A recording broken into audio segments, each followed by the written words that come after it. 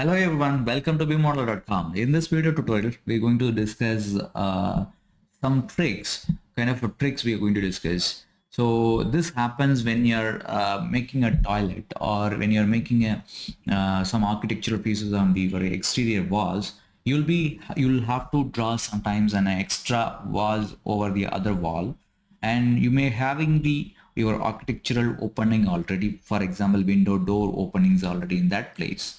So for example, in this case, we have a window. The window got opened already in 3D view. You can see it. We have an opening and window got placed. But I need an architectural feature showcasing that some other wall types in this place, around this place, like this. But for that reason, in the same way, in a toilet where you'll be placing your window in your toilet structure, and you'll be placing your tiles in particular height. But whenever window comes, the tiles will be have to be cut.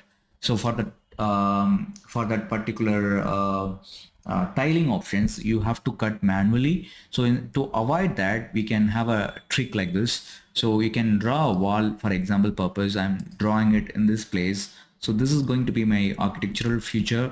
You can see that in 3D. And now if you see that the window got fully covering by this wall, but I need to give an opening. So usually what happens is we have to go inside the edit profile of it, and we have to manually open this place like this. So to avoid work like this, we can go any views, and you can go to the modified tab. In the modified tab windows, you'll be able to see join option. Select the join option and click both the walls. What happens is that Revit automatically understands that these two walls are same, and we can cut this wall by using the same window opening option available. Now if you check in 3D, our wall got directly opened instead of manually cutting it open.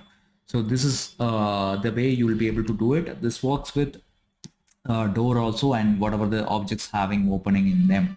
So it works. So do let me know if this trick helped you.